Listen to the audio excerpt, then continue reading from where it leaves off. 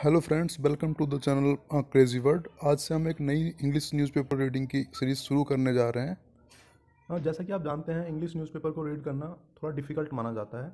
जो स्टूडेंट्स अपनी government jobs की प्रिपरेशन कर रहे हैं या अपना जनरल एग्ज़ाम्स देते हैं, उनके लिए इंग्लिश कॉम्प्रिहेंसन एक डिफ़िकल्ट पोर्शन माना जाता है।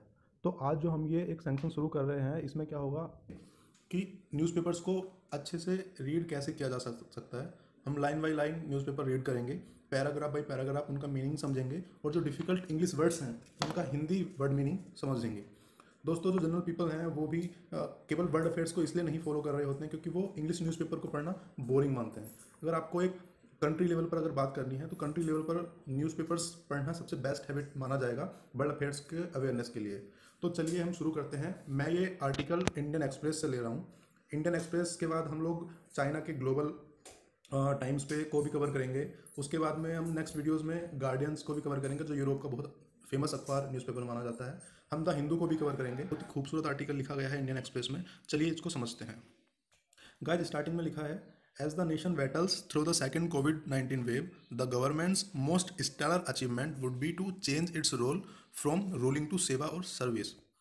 मतलब ये है कि सेकेंड कोविड-19 वेव के बाद गवर्नमेंट का जो मोस्ट स्टेलर मतलब वैल्यूएबल या तारकीय और हम कह सकते हैं लकी अचीवमेंट जो होगा, वो यही हो रहा होगा कि जिसमें वो अपने आप को एक रूलिंग गवर्नमेंट से एक सेवा गवर्नमेंट डिस्क्राइब करते हैं, बताते हैं।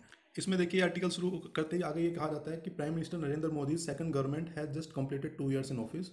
Overall he has now been in the prime minister's office for 7 years.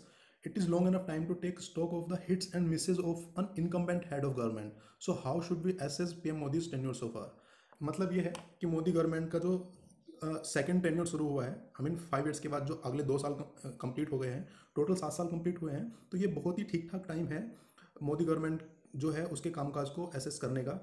आगे एक राइटर पूछ रहे हैं कि हम ये जो असेसमेंट है ये कैसे करें। तो आगे उसने तरीके बताए हैं। One obvious way is of course through the list of achievements, most of which are quantifiable. Writer बता रहा है कि जो एक बहुत अच्छा खासा जो तरीका है वो ये है कि हम उसकी जो अचीवमेंट्स की लिस्ट है उस पर नजर डालें। मतलब 42 करोड़ से भी ज़्यादा अकाउंट्स जनधन योजना के अंतर्गत खोले गए। Funding the unfunded through Mudra Yojana, 29 crore loan sanctions and ₹15 lakh crore disbursals and the seeding an entrepreneur revolution. मतलब जनधन योजना के बाद में मुद्रा योजना जो मोदी गवर्नमेंट लेकर आई, उसमें 29 करोड़ लोन सैंक्शंस करे गए, जिसके तहत 15 लाख करोड़ से भी ज़्यादा रुपीज़ का डिसवर्सल किया गया, मतलब उनका वितरण किया गया। आगे राइटर बोलता है, digitising the undigitised through UPI, 25 billion real time transactions in 2020। मतलब कि यूपीआई के थ्रू जो ये डिजिटलाइजेशन मोदी गवर्नमेंट ने किया, इसमें 25 बिलियन रियल टाइम ट्रांजेक्शन्स किए गए। आगे राइटर बोलता है, however beyond these remarkable numbers there is one other way to assess the success or otherwise of Modi, the changes in our national character. What are some of this changes? 7 तरीके, 7 examples आप कह सकते हैं writer ने बताए हैं। तो चलिए उनको वन बाई वन कवर करते हैं। First, Modi has fundamentally altered the way central governments used to understand economic policy making. Before Modi, they almost exclusively focused on macroeconomics and the glamour associated with it, while relegating microeconomics to the background or at best to state governments. यहाँ पर writer बोल रहा है कि एक second रुकिएगा। हाँ, यहाँ पर राइटर बोल रहा है कि मोदी जो है उन्होंने फंडामेंटली क्या किया कि जो मैक्रो इकोनॉमिक्स की जो पॉलिसी पहली जो गवर्नमेंट्स थी मोदी गवर्नमेंट से पहले वो यूज़ करती थी, उससे वो परिवर्तन उन्होंने किया माइक्रोस्कोपिक अप्रोच पर, माइक्रो इकोनॉमिकल अप्रोच पर उन्होंने परिवर्तन लाए वो लोग। तो Modi has corrected this imbalance. Modi ने ये जो गैप था ये भरने की कोशिश करी। So ensuring that every house gets a tap water connection. मतलब इसमें यही बता रहे हैं कि जो मोदी गवर्नमेंट थी उसने जो ये वाटर सप्लाई थी उनको हाउस टू हाउस कनेक्ट किया, और एग्रीकल्चर फार्मिंग को जो क्रिएट करके प्राइवेटाइजेशन का एक फ्रेमवर्क बनाकर उन्होंने एक न्यू पैराडिग्म मतलब एक मिसाल कायम करी। To this credit, Modi has been able to make stellar progress in these domains. और इस तरह मोदी गवर्नमेंट या मोदी जी ने एक स्टेलर प्रोग्रेस कवर करी। चलिए आगे बढ़ते हैं। जो दूसरा उन्होंने एक एग्जांपल दिया वो ये है कि Modi has forever change the mindset of only expecting second best delivery from central governments.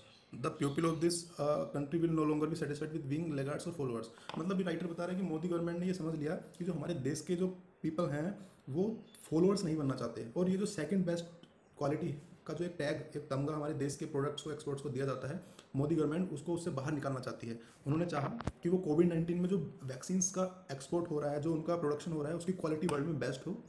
और इसमें उन्होंने लिखा है कि then we now expect India to be leading that race with not just homegrown vaccines but also administering it at a pace that is amongst the fastest in the world, और production fastest हो, ये ensure Modi government ने किया। तीसरा example बताया, Modi has changed our acquired character of last 70 years which back down when faced with a powerful adversary। मतलब Modi government ने जो एक देश की पिछले 70 सालों से छवि बनी हुई थी, जिसमें जो पावरफुल, जो ताकतवर मुसीबतें थीं, यहाँ पर चाइना का एग्जांपल दिया गया है, उनसे कैसे डील करना है ये हमने सीखा। मतलब ये बता रहे हैं कि जैसे China one belt one road initiative से, जो कि साउथ चाइना सी में उसने स्टार्ट करने का सोचा और अप्रोच किया, उससे क्या हुआ कि इंडिया ने कैसे उसे वहाँ तो फेस ऑफ्स को दिया ही, एक टक्कर दी, साथ ही साथ डोकलाम और पोंगलैंग लेक में भी अच्छा खासा सी ऑफ इंडिया ने चाइना को दिया।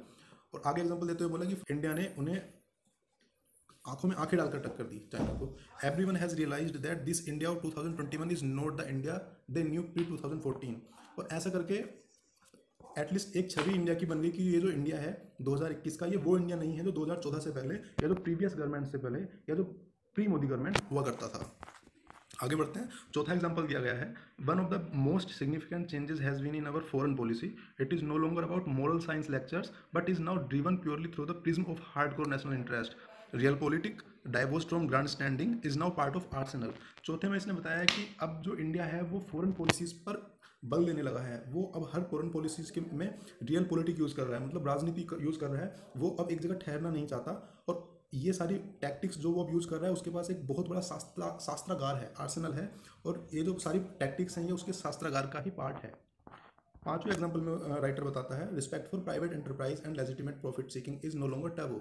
मतलब मोदी गवर्नमेंट ने अब इतना ईज दे दिया है प्राइवेट सेक्टर्स को, प्राइवेट एंटरप्राइजेस को, कि प्रॉफिट मेकिंग उनके लिए अब एक बहुत बड़ा एक रुकावट नहीं रही, एक हर्डल नहीं रहा। टाबू मतलब हर्डल, कोई prevention.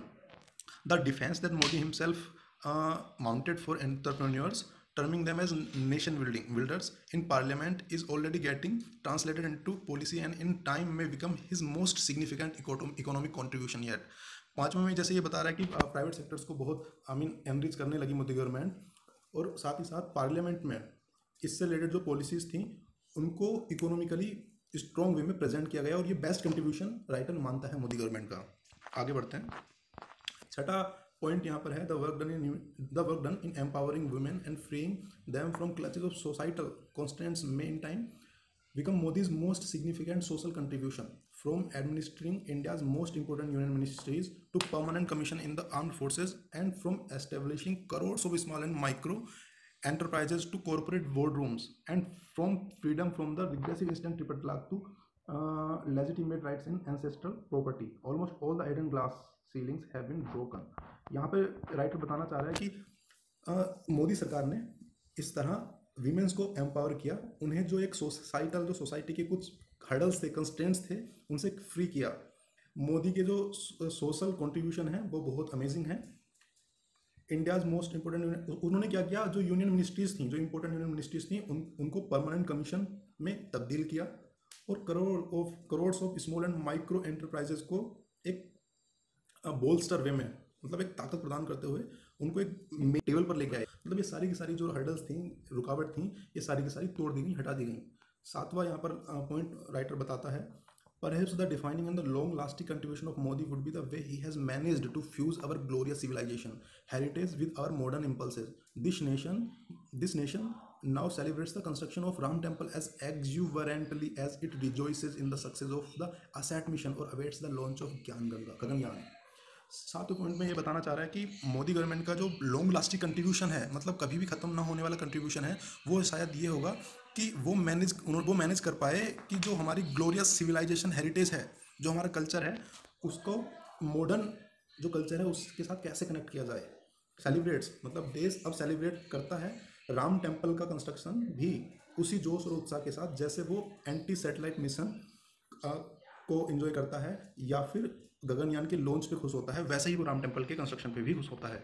This would not just be in tune with the current national imperative but would also be a fitting tribute to the people who voted in this government. और अगर सरकार ऐसा ही सेवा भाव से काम करती रहती है तो ये ना केवल राष्ट्रीय जो एजेंशियल एम है राष्ट्र को एक डेवलप्ड कंट्री बनाने का, वो तो फुलफिल करेगा ही, साथ ही साथ उनको भी, उन जो लोग जिन्होंने मोदी गवर्नमेंट को वोट दिया है, उनको भी सेटिस्फाई करेगा।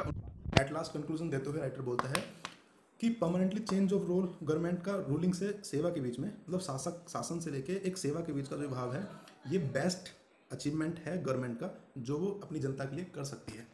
गाइज, इसमें ये जो पूरा आर्टिकल है, ये जो आपको मैंने दिखाया, ये इंडियन एक्सप्रेस का आर्टिकल है, इससे आपको बहुत हेल्प होगी। देखिए, इसको आप एक बार ऐसा करिएगा, एक बार पॉज करके, या फिर आप अपने गूगल से अलग से ये article Indian express editorial page खोलकर ये आर्टिकल पढ़ें, और फिर जो ये मीनिंग्स के थ्रू पैराग्राफ बाय पैराग्राफ मैंने आपको समझाने की कोशिश करी है, आप फिर उसकी एक वैल्यूएबल समरी कलेक्ट कर पाएंगे अपने माइंड में, एक इमेज बना पाएंगे, और इसी तरह आप आगे कवर कर पाएंगे। दोस्तों, और भी बारीकी से हम ये न्यूज़पेपर लर्निंग आगे सीखते रहेंगे। मैं आपको वर्ड बाई वर्ड मीनिंग्स बताऊंगा, प्रोनाउंसिएशंस कैसे करनी है वो भी हम आगे कवर करेंगे। अभी बस ये एक फर्स्ट जनरल व्यू था। अगर आपको ऐसी वीडियोस अच्छी लगती हैं तो प्लीज़ इस चैनल को लाइक, शेयर एंड सब्सक्राइब करिए। और आपसे बात कर बहुत अच्छा लगा। Thank you very much. Take care. Bye bye.